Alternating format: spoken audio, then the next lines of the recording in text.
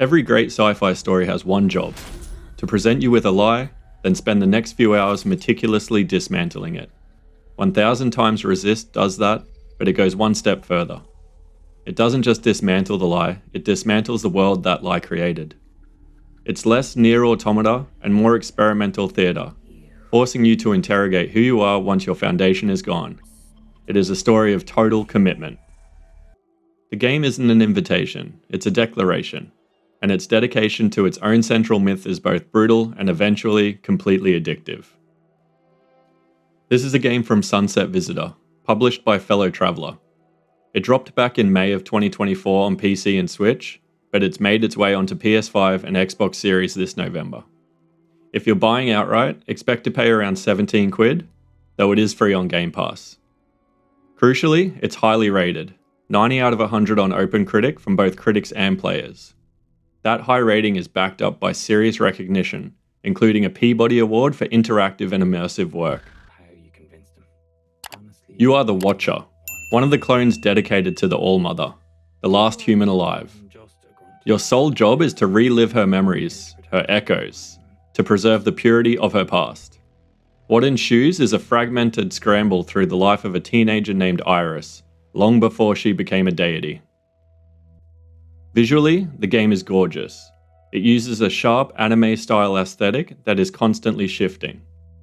The animation relies on full performance motion capture, which is why the character movements and emotional reactions feel so grounded, even when the setting is pure science fiction. This attention to detail means the visual design is doing massive heavy lifting, turning simple dialogue scenes into striking visual moments. It uses that beautiful aesthetic to sell a deeply personal story. This is a narrative rooted in the Asian diaspora, trauma, and the political reverberations of revolution. It is a story of cultural hegemony, assimilation, and the sheer effort required to sustain a cult of personality. When the narrative hits, it doesn't offer easy catharsis. It just leaves you with the weight of consequence. What works brilliantly is the structure of reveal. It starts slow, deliberately slow, leaning into the pacing of classic point-and-click adventures. It forces you to inhabit the mundane routine of the Watcher. But this slow burn is necessary. The story that unfolds is a powerful dissection of trauma and revolution, one that trusts the player to piece together the truth. Here's what works. The writing is sophisticated and trusts the player. The overall emotional weight of the story is staggering.